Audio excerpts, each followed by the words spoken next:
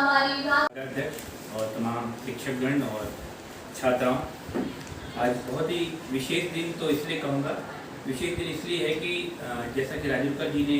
जो बात कही भाई साहब ने, उसी बात को भी मैं आगे बढ़ाऊँगा और बहुत सारी बातें उन्होंने कही हैं। लेकिन चूँकि दुष्यंत संग्रहालय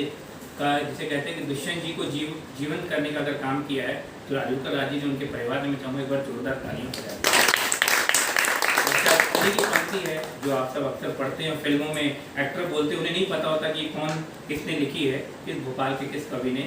कि सिर्फ हंगामा खड़ा करना मेरा मकसद नहीं है, सारी कोशिश है कि ये सूरत बदलनी चाहिए। तो जिस तरीके से आज एक खुशी की बात है, मुझे भी मैं एक माध्यम में काम कर रहा हूँ पत्रकारिता में, और सबसे ज़्यादा प्रदूषित, जैसे कि राजूकर ने कहा, बिल्कुल सच कहा, भाषा उस पत्रकारिता की हो गई है, चाहे वो संचार के कोई भी माध्यम हो। और आकाशवाणी से सर को हम सुन कर बड़े हुए, आप शायद नाम जानते होंगे, जय आर्या जी, प्रकाश सुजालपुरकर जी, तो जब हम युवाणी करते थे और शाह को सा बोल देते थे, तो मुझे याद है कि 2.5 महीने तक हमें स्टूडियो के अंदर जाना नहीं होता था, झाड़ू लगाना होता था और 100 बार शाह लिखना होता था।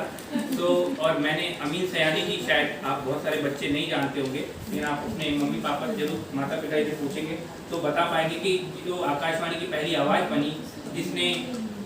संगीत को अपनी आवाज़ के माध्यम से जिस रोचक अंदाज में इस रेडियो में, जिसे आप आज शायद कम लोग सुनते हैं, उस रेडियो के माध्यम से बेटा अमीन सयानी जी, जब मैंने उनकी एक कार्यशाला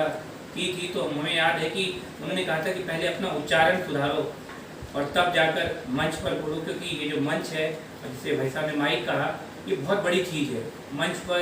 कोई भी खड़े होकर बोल सकता है, लेकिन भाषा सबसे महत्वपूर्ण है। तो आज सबसे बड़ी चुनौती है, लेकिन मुझे कई बातें मुझे भी कई सालों से अच्छी नहीं लग रही। मंच पर मैं बोलता हूँ, मुझे बुलाते हैं जिस मंच में, मैं उस मंच में थोड़ा कड़वा बोलता हूँ, अगली बार शायद मुझे नहीं बुलाते हैं, लेकिन मुझे कोई फर्क नहीं पड़ता। वो ये कि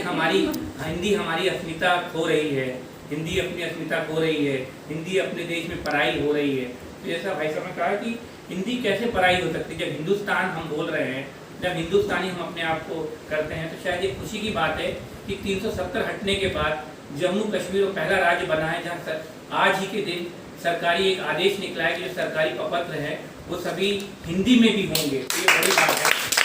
और उर्दू और अंग्रेजी में होंगे, लेकिन अभी तक अंग्रेजी में था। तो मुझे लगता है कि सबसे पहले शुरुआत एक सरकारी स्तर पे, महाविद्यालय स्तर पे हमें करनी होगी, कि मैं बिल्कुल उसके गुरेज नहीं करता, हिंदी के साथ आप अंग्रेजी भी लिखिए, लेकिन हिंदी पहले होनी चाहिए, अंग्रेजी उसके बाद होनी चाहिए, उसके बाद उर्दू या जो दूसरी भाषा समझता है मराठी तो होनी चाहिए। जैसे महाराष्ट्र में आप जाएंगे, भाई साहब महाराष्ट्रियन है, मैं कास्ट बाई मतलब जो बाई मेरा जो धर्म जो मेरा है, संस्कार है, वो पंजाबी हूँ, लेकिन मुझे खुशी है कि महाराष्ट्र में लोग अपनी मराठी भाषा पे सम्मान और फक्र करते हैं, या गुजरात में जाता हूँ तो गुजराती भाषा पे सम्मान करते हैं, लेकिन हम मध्य प्रदेश में होकर भी अपनी हिंदी भाषा पे सम्मान नहीं करते। अगर मैं हिंदी माध्यम में पढ़ता हूँ तो मुझे शर्म आती है बताने में कि मैं किसी सरकारी कॉलेज में मोतीलाल विज्ञान आदर्श महाविद्यालय में पढ़ा हूँ शायद, और मुझे ये भी शर्म आती है कि मैं बोलूँ कि मैं पंजाबी बाग में रहता हूँ। मुझे शायद थोड़ा सा फख्र होता है कि मैं अरेरा कॉलोनी में या कोई फिजा में रहता हूँ। ना आपको जानकर हैरानी होगी कि जो 4 इमली है, जिसे आज बड़ा सभ्य और सम्रांत माना जाता है, उसका असली नाम चोर इमली है। और इसी तरीके से जो श्यामला हिल्स है, उसका हमने नामकरण श्यामला हिल्स, उसका नाम उसको श्यामला हिल्स कर दिया है। घोड़ा नखास है, जो घोड़ों का बाजार लगता था। तो सबसे ज़्यादा जो है कि बोलचाल की जो भाषा है, जैसा सर ने कहा, भाई साहब ने, मुझे लगता है, मुझे भी याद है अपना एक वाक्य कि मैं जब लंदन मुझे आमंत्रित किया गया था कि युवा यूथ एक्सचेंज प्रोग्राम में, और मैं रॉयल अल्बर्ट हॉल जिसको कहते हैं, जिसमें लता जी और जो मंच पे संचालन कर रही थी अंग्रेजी में, वो बड़ी बड़ी बातें कर रही थी, तो मेरे पसीने वैसे ही छूटे हुए थे, क्योंकि वो जिन लोगों का नाम ले रही थी कि आप 11वें भारतीय हैं, लता जी, सचिन तेंदुलकर जी इस मंच पे आने वाले, मेरे हाथ पर कांप रहे थे, और मैं अपनी दादी को याद कर रहा था, क्योंकि मेरी दादी भाषा को लेकर हमेशा बहुत सजग थी। बंगला साहब एक गुरुद्वारा है दिल्ली में, जहाँ की वो सेवादार थी। हिंदी, पंजाबी, उर्दू और संस्कृत पे उनकी महारत थी, और क्योंकि वो देश की आज़ादी में भी रही, हमेशा हमसे बोलती थी कि पंजाबी तो मतलब पंजाबी बोलती थी, पुत्र पहले पंजाबी सीख, फिर हिंदी सीख, गुरमुखी सीख, मतलब हिंदी सीखो। तो हिंदी लिखना मुझे लगता है सबसे सरल और सहज भाषा है, और जो हम बोल नहीं पा रहे हैं, हम हिंदी को शायद उस तरीके से लेते हैं, जैसे भाई साहब ने कहा कि लौ पदगामिनी मैं बोलूँगा तो बहुत सारे लोग यहाँ समझ नहीं पाएंगे, लेकिन रेलगाड़ी बोलूँगा तो समझ पाएंगे, ट्रेन। तो जो सहज, जो सरल भाषा, आप मुझे बताइए कि कहीं अंग्रेजी बोलने वाले हैं, किसी में लगाता हूँ फ़ोन, और बोलती है कि yes sir can I help you, what can I do for you, और फिर मैं बोलता हूँ कि can I talk to mister Rajiv Karar sir from Akashvani, तो बोलती ये सर बात कराती हैं, क्योंकि एक लाइन उसने रट ली है। वो थैंक यू कैसे बोलते हो आप? एक बच्चा कैसे बोलता है? मम मम जब वो बोलता है तो वाटर कैसे बोलता है? क्योंकि वो संस्कार हैं जो माँ, इससे पहले एक संस्कार होते थे, गर्भ संस्कार होते थे, अब तो मुझे नहीं पता, लेकिन संक्षेप में खत्म कर रहा हूँ यहीं पे। तो शायद हम लोग अंदर नहीं जाते थे, लेकिन जब मैं दुष्यंत संग्रहालय गया, मैंने काका हाथरसी का टाइपराइटर को छुआ तो मेरे रोंगटे खड़े हो गए, या मैंने माखनलाल दादा की दरी देखी तो मेरे आंसू निकल आए थे, और वो दुष्यंत कुमार का पेन, मतलब वो चीज़ें देख के हालत ख़राब हो गई थी। मैं आपको कुछ शब्दों में बयान नहीं कर सकता, लेकिन आपके लिए शायद ये बड़ा सुनहरा अवसर है कि आपके महाविद्यालय के पीछे ही वो दुष्यंत संग्रहालय मौजूद है, कि ये फोटो में और किताबों में पढ़ने से ज़्यादा आप जब वहाँ जाकर देखेंगे उनके हाथ के छापे हैं, उनके किए हुए वो हस्ताक्षर हैं, या दुष्यंत कुमार जी ने और क्या कहते हैं जो शरद जोशी जी हमारे भोपाल के हैं जो यहीं रहे हैं, या दुष्यंत कुमार जी रहे, भगवत रावत रहे, राजेश जोशी जी मेरे वरिष्ठ हैं, जीवित है। लेकिन इन लोगों को जब आप कविताओं को और जब इनकी जो जाकर जब देखेंगे सार्थक कि किस तरह का इनका जीवन रहा है, किस तरह संघर्ष के बाद माखनलाल जी को एक कितने संघर्षों के बाद में उनको पहचाना गया, या एक आंधी, काली आंधी जो एक फिल्म बनी थी जिसपे जो दुष्यंत जी ने लिखा था, जो पूरा एक उपन्यास है, उसकी हस्तलिपि हाथ से लिखी हुई जो लिखा था, जिसको इमरजेंसी के टाइम पे इंदिरा गांधी जी ने बैन करा दिया था, वो हस्तलिखित दुष्यंत कुमार जी के पास है,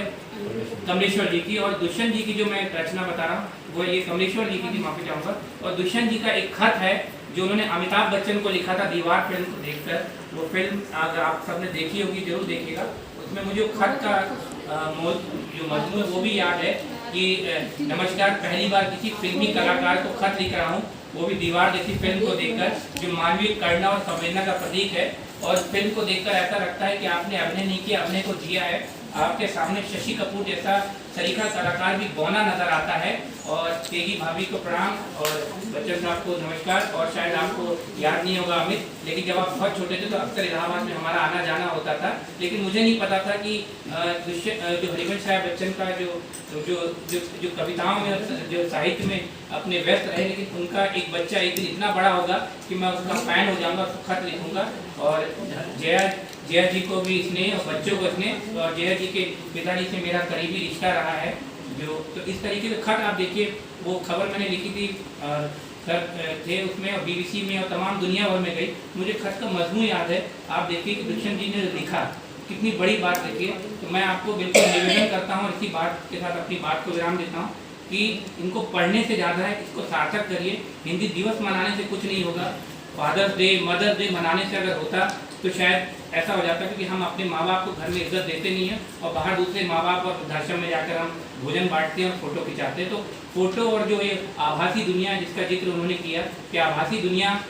क्षण भर की है, उसमें आप किसी के सामने अच्छा बन सकते हो, लेकिन आपको अगर लंबे समय तक अच्छे बनना है तो आईने में जाकर अपने आप को देखिए और अपने आप को महसूस करिए, क्योंकि दूसरों के पीछे छिड़कना आसान है, लेकिन अपनी गलतियों को स्वीकार करना बहुत मुश्किल है। मैं उन्हें बहुत धन्यवाद और साधुवाद देता हूँ कि एक प्रोग्राम कार्यक्रम हुआ, लेकिन मैं चाहूँगा कि अगली बार ये कार्यक्रम इस विश्वविद्यालय में हिंदी दिवस का हो तो उस ऑडिटोरियम में, उस हॉल में हो, जिसमें तमाम छात्राएं भी लाभान्वित हों, क्योंकि हिंदी किसी की एक की नहीं है, हिंदी दिवस किसी एक का नहीं है, हिंदी विभाग का नहीं है, पूरे महाविद्यालय का है। और जरूर ऐसे बहुत सारे लोग हैं शहर में और जो हिंदी और उनसे जुड़े हुए हैं, तो मुझे लगता है कि अगर जिन महापुरुषों की आप कविताएं पढ़ रहे हैं उनके संस्मरण अगर वो बताएंगे, उनसे जुड़े अनुभव, शायद आप जान पाएंगे कि वो लोग,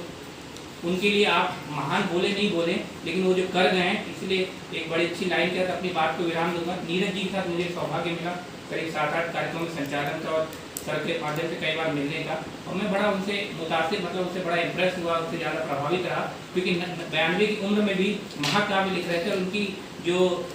ये जो कैसे कहते हैं कि आप याददाश्त बड़ी